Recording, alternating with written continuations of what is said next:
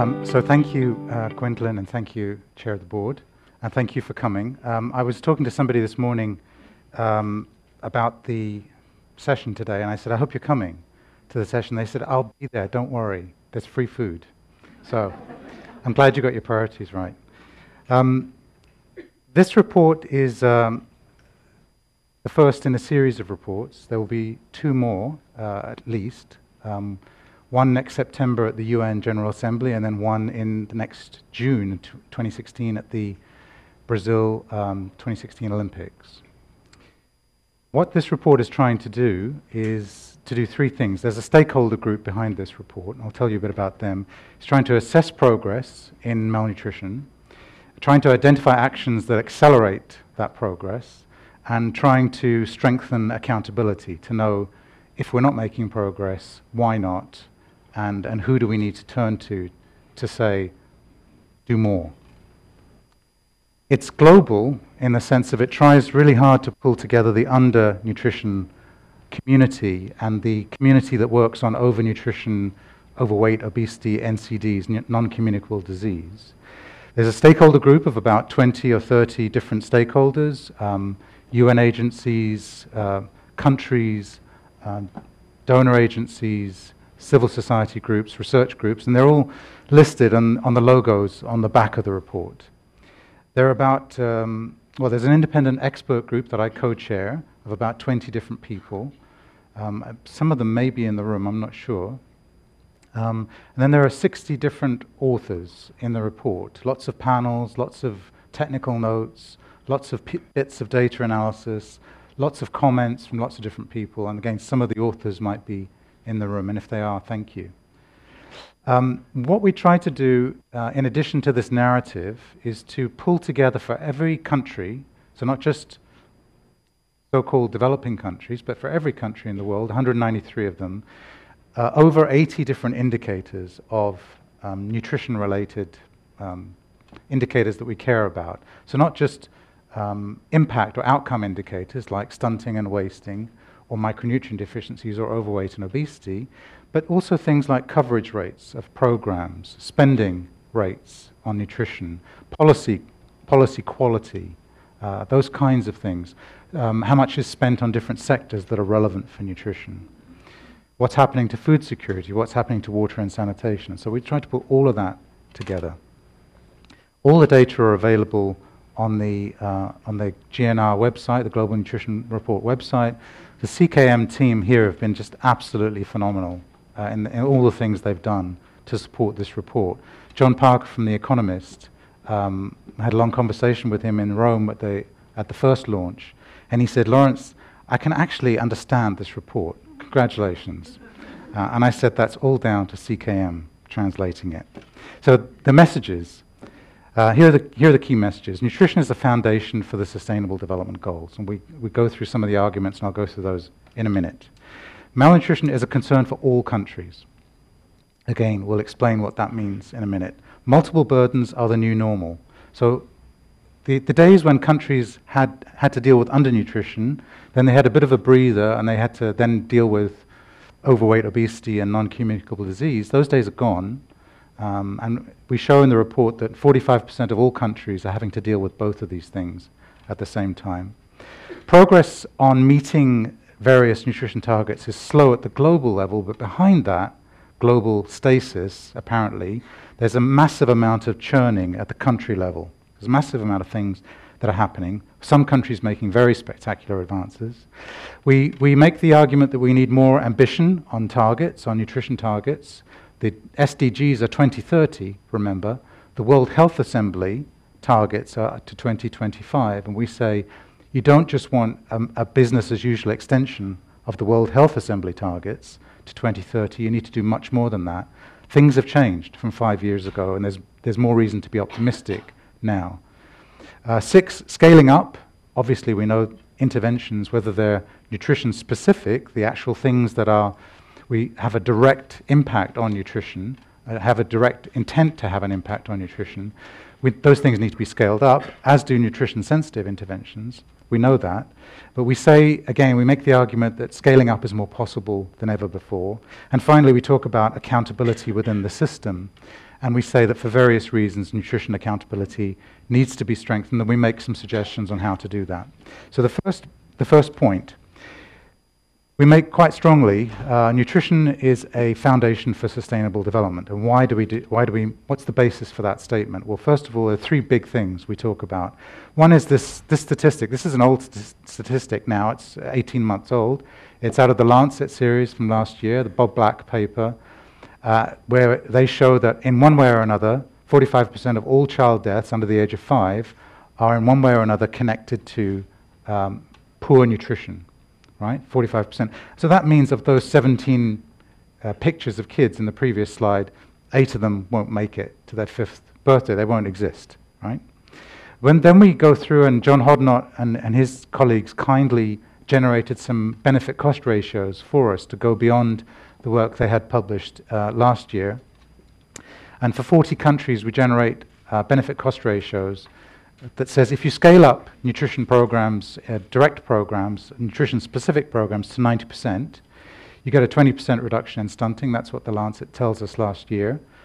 What does that translate through into in terms of improved school attainment? And then what does that translate through to in terms of increased productivity in the labour market and increased wage rates, improved labour supply, and improved earnings?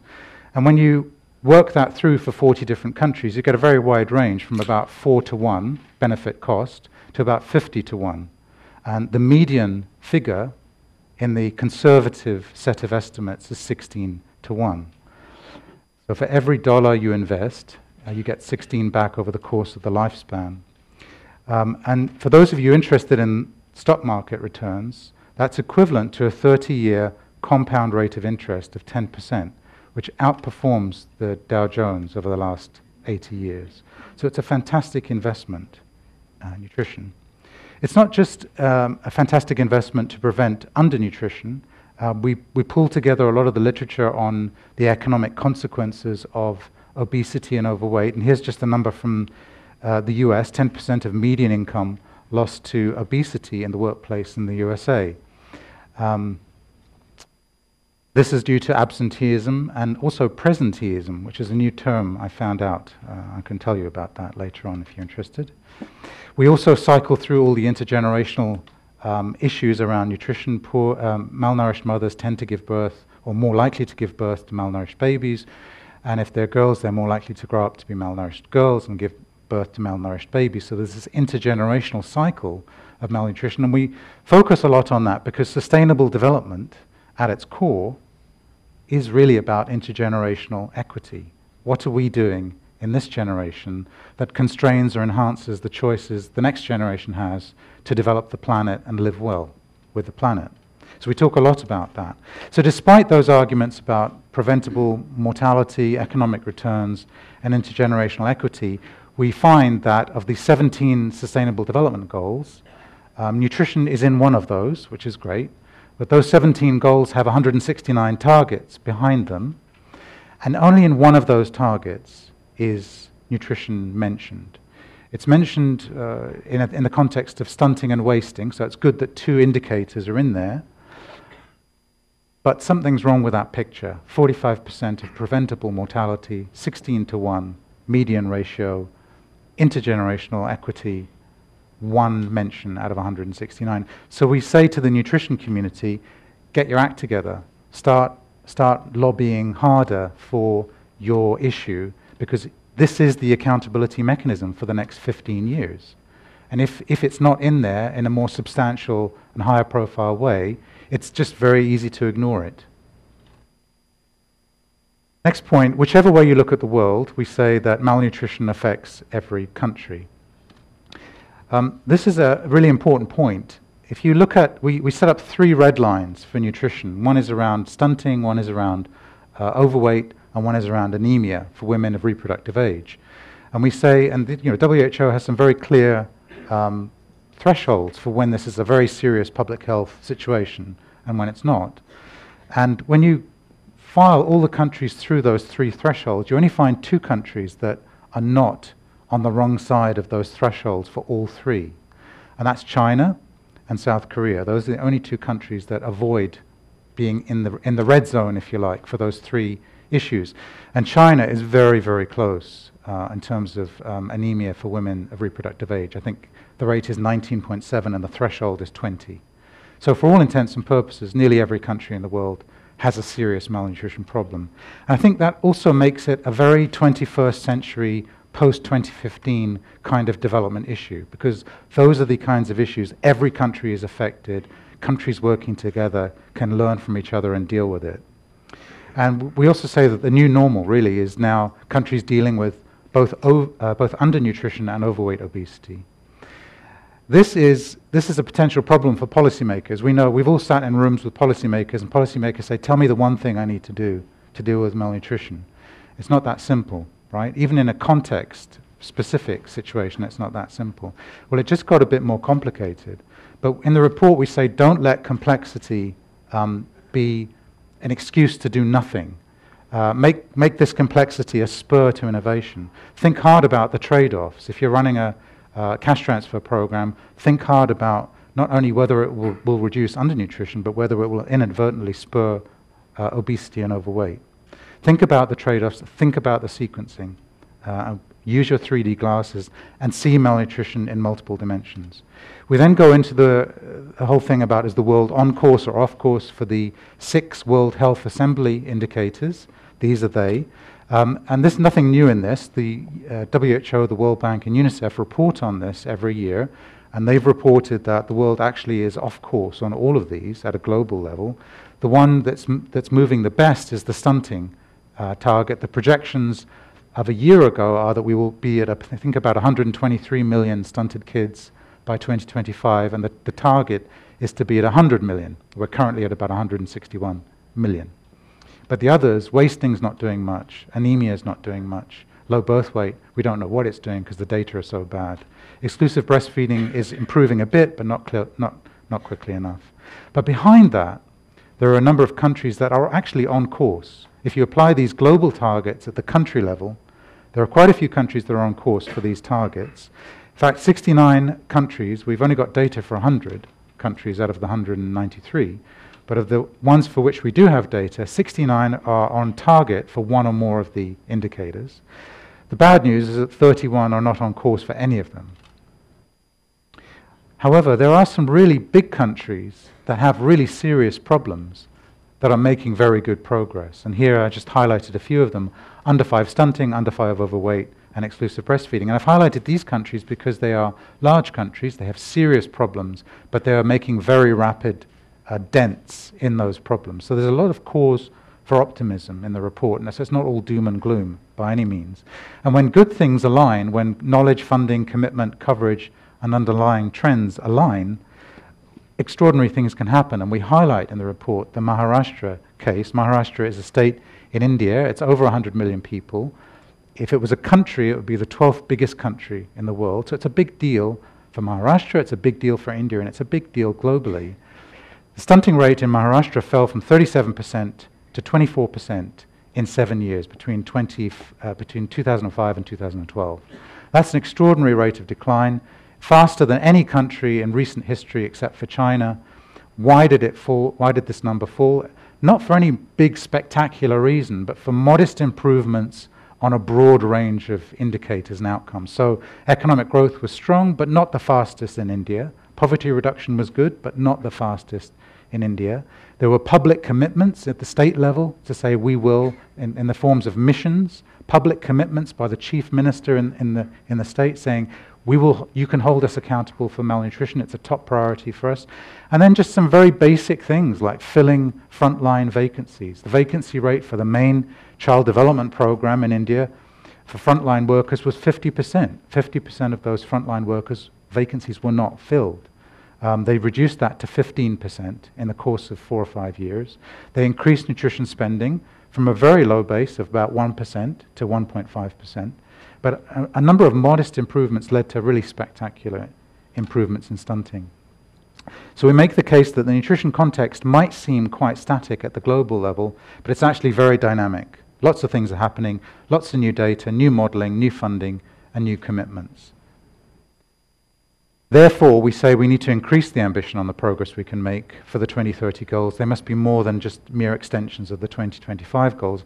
And one of the things that we highlight in the report, but we weren't quite brave enough to course it throughout the report, are the new data from India. So then there are some new national statistics from India that suggest that stunting rates have gone down from 48% to about 38-39% over the last 8 years. So that's actually, so 38% is still very high, not good enough, really, but it's a big decline, and it's twice as fast as the previous declines India was showing. And if we believe the numbers, if they hold up, we actually have 10 million less stunted kids than we thought we did in September, globally. So those kinds of new data that are emerging and new sets of progress give us the basis for thinking we actually need to be a bit more ambitious with some of these targets. We talk about the need to scale up, not just in terms of coverage of programs, but also the intensity, the quality, the effectiveness of programs.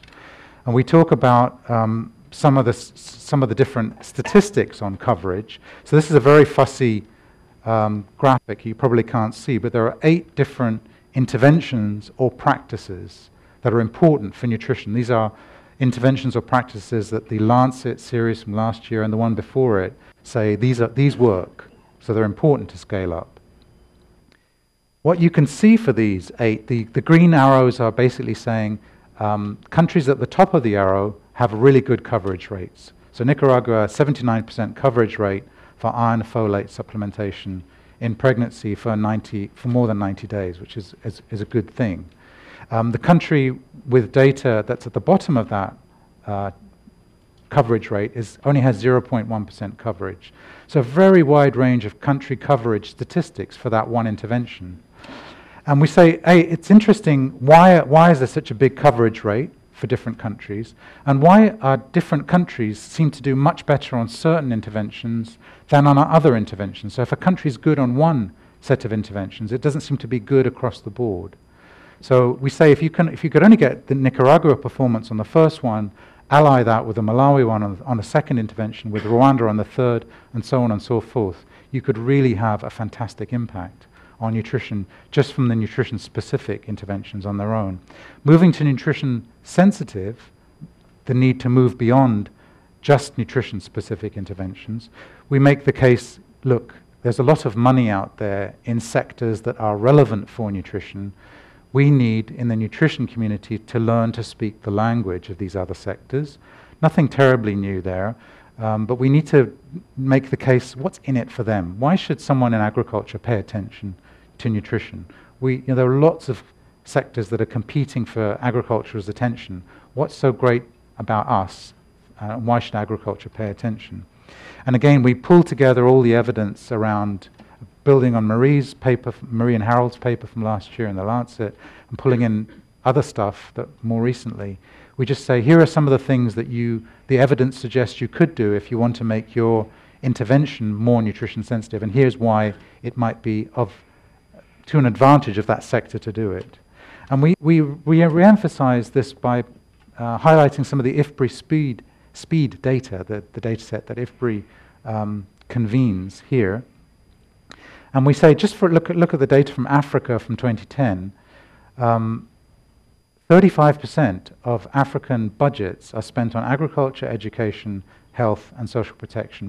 There's no water and sanitation data in the speed data set. If we can just get some of that money to be more aligned towards nutrition, again, we could have a really massive impact at scale on stunting, wasting, and all the other nutrition indicators around there. Finally, we say we need to hold ourselves to account. So one of the biggest surprises for me of doing this exercise was that how little data we have on what governments spend on nutrition. There's virtually no data out there. And it's really shocking, because that really is the fundamental building block, it seems to me, of accountability. If a citizen doesn't know how much their government is spending on nutrition, you can't really hold them accountable. These 3 countries managed to do it, Guatemala, Tanzania, and Zambia, with the help and the prodding of the civil society sector, NGOs and CSOs in their countries. So it's untracked, but not untrackable. And again, for the next report, we're going to be working closely with the Scaling Up Nutrition movement to get more data from countries into the report. We also had to track, one of the tasks in the report is to track the 168 Nutrition for Growth commitments. This is the big event, the big pledging summit in London 18 months ago, at which $4 billion extra was pledged for nutrition in the nutrition-specific arena. Well, behind that extra $4 billion were 168 commitments made by governments, donors, UN agencies. The CGIAR made a commitment. GAIN made a commitment. All sorts of organizations made commitments. So we went back and we said, this is what you said. Now tell us what you've done. So it was all self-reporting. We had to pester people to tell us what they'd done. We then made an assessment of whether what they said they would do matched up with what they said they had done. The good news is that the ratio of on-course to off-course is about 5 to 1. That's good. 43% of the commitments are on course, 9% are off course. The worrying thing is that 37% of the commitments we couldn't make an assessment. There were some fabulously vague commitments that were made and some fabulously vague reporting on those commitments. And so we as a community are not terribly comfortable with making smart commitments, specific, measurable, etc., time-bound commitments. And we highlight some of the things that we can do to make smarter commitments. We cycle through the donor funding. The donors kindly put together some data for the Sun movement, and we drew on that data. So the good news is that donor disbursements on nutrition, these are for 13 different donors. Those disbursements have increased over a 2-year period. 2012 is the latest data that were available. The increased spending has gone up by 30% for nutrition specific and by 19% for nutrition sensitive, so that's good. The less good news is that it's still very, very low. Nutrition specific spending is $500 million a year. Nutrition sensitive is $1 billion a year. Just to put that in context, overall overseas development assistance for last year was $135 billion. We don't expect all nutrition funding to come out of ODA. Quite the contrary. The minority should come out of ODA. Most of it should come from the governments. But even if all of it's supposed to come from ODA, it's still about 1% of ODA. So plenty of room for improvement.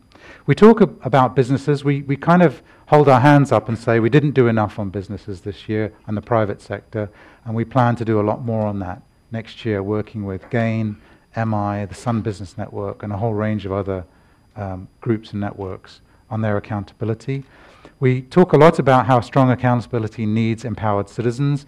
We draw on other sectors from other parts of development to say big social changes happen because they're powered by civil society, by NGOs, by alliances of citizens working with the media, working with researchers, working with a whole range of groups to make things happen. We talk about some of the tools that are available outside of nutrition. Those of you who work on corruption issues, on last mile issues, on health issues will be familiar with a lot of these. On gender issues, you'll be familiar with these tools. We highlight them, we say we need more innovation and more application of these tools, more testing of them within the nutrition community. And then finally we talk about nutrition data. And we say that we think we need a step change in nutrition data. We need a revolution and not an evolution. I was reading a paper that actually Simon Maxwell shared with me by Morton Jervins, which is a paper from the Copenhagen Consensus. And Morton Jervin writes this paper that says, if you wanted to track all the indicators from the MDGs for all countries over a 25-year period, from 1990 to 2015, the cost of doing that would be $25 billion. And he says that's a lot. Well, I don't think that's a lot. I think that's $1 billion per year. I think that's peanuts, really. It's 1% of ODA. And you wouldn't expect, again, ODA to fund your M&E for your MDGs. I think the bigger issue that he raises is what's the value added of the extra data. And I think that's a harder question to answer. Nevertheless, we think there were some really glaring nutrition data gaps. Some of the gaps that we highlighted, 49% of all countries don't have enough data to assess whether they're on or off course for the World Health Assembly. These are indicators that have been ratified by over 180 ministries of health worldwide, and yet nearly half the countries can't actually assess whether they're on course or off course. 40% of the most recent child growth surveys are over 5 years old. You wouldn't run your economies on data that were over 5 years old. Why would you run your nutrition strategies on data that were over 5 years old? We highlight a few areas. I'm running out of time. We highlight a few areas that we think are really important to plug. Every one of you will have your own set of priorities. Every country will have their own set of priorities. We try hard not to impose our views. We say it's a country level set of priorities. But here are some. You can read them. Finally, the recommended actions. Embed nutrition more strongly in the SDGs. If you want nutrition to be taken more seriously, the SDGs are going to be the big game in town. There will be other things that are going on as well that are also important, but have a seat at the table for the SDGs in the next 6 months. You won't be able to change the goals, but maybe we can slip some of the indicators in to the SDGs. It doesn't have to be in SDG 2, which is where food and nutrition is. It can be in other ones. It doesn't matter where they are, as long as they're in there. Develop more ambitious targets. I've talked about that. Embrace the complexity of multiple burdens. Complexity doesn't have to be a bad word for policy. It could just be a word for saying be more strategic. Relentless focus on coverage of nutrition-specific interventions. The countdown to 2015, those of you who know about the maternal child nutrition world, they have been doing this for 10 years, and they focus relentlessly on program coverage because they say that's a really key indicator of government commitment, and we agree. Find resources outside the health sector for nutrition-sensitive interventions. There are a lot out there. So far, it's only $1 billion. It's a big world out there, and that should be at $10 billion. How can we get from 1 billion to 10 billion? Invest in a nutrition data revolution. Be selective. It doesn't have to be, we shouldn't be drinking from the, what's the expression? What's the American expression? You don't want to drink from the, yes. Sorry? Kool-Aid. No, not Kool-Aid. From the fire hose, thank you. You don't want to be drinking from a fire, it could be Kool-Aid as well, I don't know. Or a Kool-Aid fire hose, but you don't want to be drinking from the fire hose. You want to be a bit selective and judicious, of course, but you need to invest in this stuff.